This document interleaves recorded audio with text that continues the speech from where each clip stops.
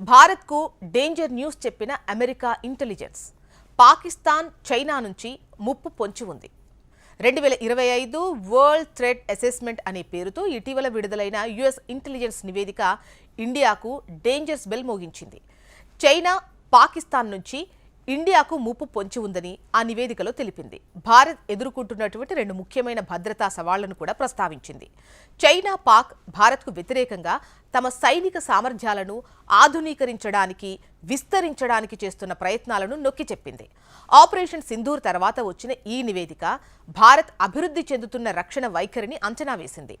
భారత ప్రధానమంత్రి నరేంద్ర మోదీ భారత్ ప్రపంచ స్థాయిని బలోపేతం చేయడం, దాని సైనిక బలాన్ని బలోపేతం చేయడం, చైనా పెరుగుతున్న ప్రభావాన్ని ఎదుర్కోవడంపై దృష్టి పెట్టే అవకాశం ఉంది అని తెలిపింది. భారత్ చైనాను తన ప్రాథమిక వ్యూహాత్మక ప్రత్యర్థిగా చూస్తుండగా మే మధ్యలో ఇటీవల సరిహద్దు శత్రుత్వాలు ఉన్నప్పటికీ పాకిస్తాన్ను నిరంతర శత్రువుగా చూస్తున్నారని ఆ నివేదికలో తెలిపారు. ఇక పాక్తో ముప్పు, సరిహద్దు ఉద్రిక్తతలను నిర్వహించడం, తెహ్రీక్ తాలిబాన్ పాకిస్తాన్, బలూచిస్తాన్ తిరుగుబాటుదారుల వంటి సమూహాల నుంచి దేశీయ ఉగ్రవాద ముప్పులను ఎదుర్కోవడం, దాని అణ్వాయుధ సామర్థ్యాలను అభివృద్ధి చేయడం వంటి రాబోయే సంవత్సరంలో పాకిస్తాన్ కీలకమైన రక్షణ ప్రాధాన్యతను ఈ అంచనా వివరించింది. అయితే 2024లో మాత్రమే ఉగ్రవాద దాడుల వల్ల పాకిస్తాన్ అంతటా 2500 మందికి పైగా ప్రాణాలు కోల్పోయారు. పాకిస్తాన్ భారతదేశాన్ని ఒక ప్రాథమిక ముప్పుగా చూస్తూ ఉంది.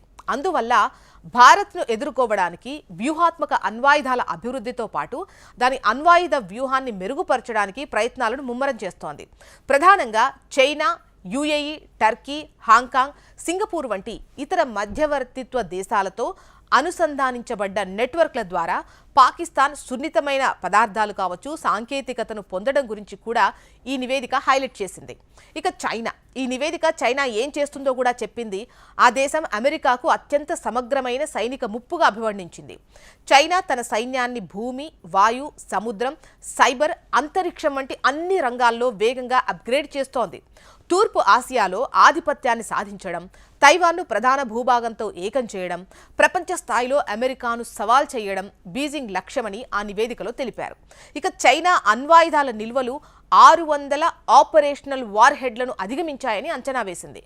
2030 నాటికి 1000 దాటుతుందని అంచనా. ఉపగ్రహ, నిఘా వ్యవస్థల్లో అమెరికా ఆధిపత్యాన్ని దెబ్బతీసేందుకు ఆ దేశం అంతరిక్ష ఆధారిత సాంకేతిక పరిజ్ఞానాల్లో కూడా భారీగా పెట్టుబడులు పెడుతోంది. చైనా, పాకిస్తాన్ రెండు కీలకమైన భౌగోళిక, రాజకీయ ఘర్షణ కేంద్రాలుగా కొనసాగుతున్నాయని, రాబోయే సంవత్సరాల్లో ప్రాంతీయ, ప్రపంచ భద్రత గతిశీలతను గణనీయంగా రూపొందిస్తాయని